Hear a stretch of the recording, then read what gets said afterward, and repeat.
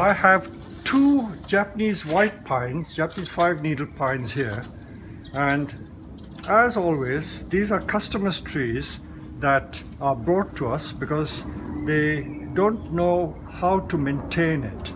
So this is a small typical I would say nearly 30 centimeter high white pine, and it was purchased from our nursery, and he's done nothing to it for the last 2 years. All he's ever done is watered it and put a little bit of fertilizer.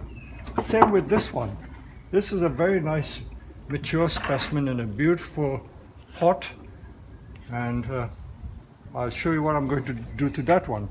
Now, most of these imported white pines, you will notice that the wires are left in the trunk to thicken the trunk to give it that characteristic gnarled shape.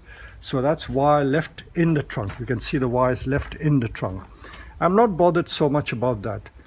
But when it comes to the top, I think I may remove that bit of wire. May remove it. But it also needs a bit of reshaping. What has happened here is that the candles from the 2 previous years, this long branch here, which is about 4 inches long, was a candle at one point. That candle wasn't removed, so the tree should have been this size, but they've left it long, so it's become a long branch. It's more or less like what we call a coat hanger style. So if he likes it like that, I will continue to develop it and do nothing and just wire it up. But although I'm not talking about wiring, I'll just do a bit of wiring to show you what the style of this tree should be like. And I think this is what he wants as well. So I'm going to do some quick wiring just to prevent the branch from springing up. All plants, whether they are maples or pines or junipers, the natural tendency of all living plants is to spring upwards. So if you don't control the upward growth, it will continue to get tall and lanky. So I'm just going to wire this. Even this one is curling upwards. I don't want that. So I will just wire this so that I get it growing flat in that way. And also the secondary little twigs, they need to be wired flat. So whether you use that as the front or that as the front. And these little things, you see how vigorous the tree is. All these little shoots have grown, and I may or may not want it. If I don't want it, I simply get rid of it. And then we will wire these.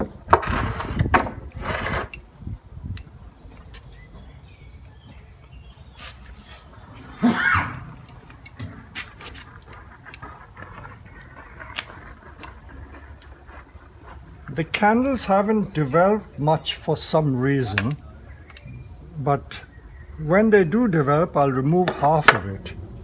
So, but the tree is quite healthy, so that's the way I want to continue developing it. If he wants a long branch, see here, this was a candle. See, I haven't shortened it at all. It will continue to grow long and make the tree vigorous. So we're going to have a long coat hanger style pine that way, and these will be wired downwards. So there's not much to be done to this except rewiring it, and then we can wire these. I won't show you how to wire these, but these need a bit of wiring.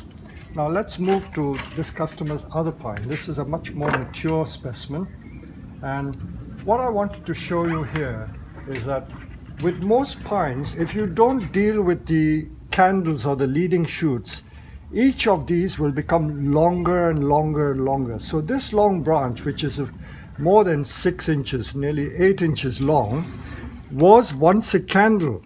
So that candle wasn't dealt with, so it's getting longer and longer and longer. So the tip is very vigorous. So if I want to shorten it, I just shorten the tip, or if I want to keep it close, I can remove the entire shoot there and hope it'll break back. So what happens is you get this die back there. So it just gets elongated without any growth over here. So this is typical of most pines, especially the Japanese white pine, if you don't deal with the candles. So see how it's dying back. So this long shoot here I would not just remove the candle, I will remove that. So hopefully it will stimulate growth further back. So all these, wherever I find a shoot like that, I will shorten that one and shorten the tip of that one so that you get it going further back. So this one will get long, so there's plenty of little subsidiary shoots. I'll remove that. So this is what you need to do with the entire tree. Go right through the tree and take the tips off if you don't want it getting too long. So I think he has let this tree get burnt, and there's also signs of adelgids. While we're here, I'll just show you this white stuff is a white insect called adelgids, and he hasn't noticed it, so I'll have to spray it to kill the insect. Otherwise it sucks the sap from the pines and it can eventually kill the pines. So already some of the tips are dying, maybe because he hasn't dealt with the adelgids. So this is the general care of pines. And then like this one is riddled with adelgids. So that one, you've got growth there, so I'll take it back to there. So I'm just pruning back to shape. So this tree is still in reasonably good condition, but all I wanted to point out is that the tips are getting longer and longer. So if you don't keep dealing with the long shoots, it will get too long and you will get a very elongated, floppy look to the tree, and you will get increasing dieback in the middle. There is dieback, so a lot of these shoots are dying back for two reasons: lack of light and because we are not tipping it back enough. So we need to constantly tip this to stop the growth getting elongated and encouraging bud back on the old wood, and it will bud back. So the main thing is to keep your pines healthy. That's the first rule of thumb. With mature trees, don't feed too much, don't make it too vigorous, but you've got to feed it enough to keep it healthy. And once you have a healthy tree, you can then deal with the candles and the overall look and appearance of the pine. So I hope that helps. So don't be put off by the treatment of white pines or any pine for that matter. So the rule of thumb is that if you have a healthy tree, you can remove the candles just to keep it within bounds, keep it within shape, and it does bud back. As simple as that. Now this is typical of the Scots pine. The Scots pine is native to the British Isles, Pinus sylvestris, and they are really, really easy. All the rules that you see written about the decandling and the pine candle pinching, go by the board with the Scots pine, because they are a law unto themselves. And I would say you can treat the Scots pine with impunity. Now, if I were to remove all the candles like this, there are 3 candles here, I can do that. I can remove literally, this is what I normally do to this pine. I literally remove all the candles in case it gets too long or the branches get too long.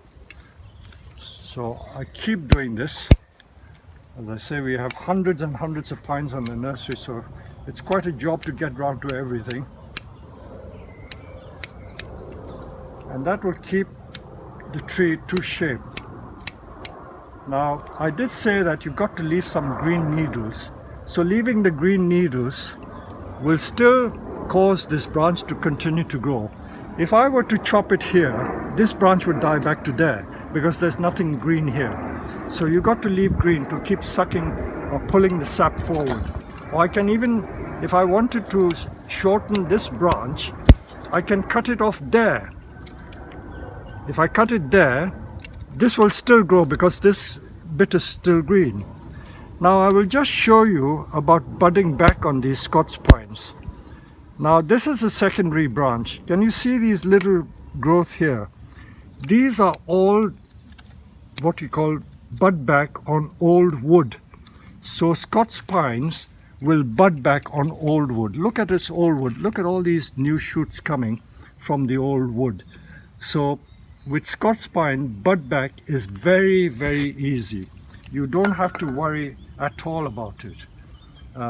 So the more you look, the more you will find that they will bud back from really old wood. So removing the candles completely encourages bud back. But again, you've got to have a lot of candles there in the first place. So if you have a lot of candles, that's a sign that the tree is healthy.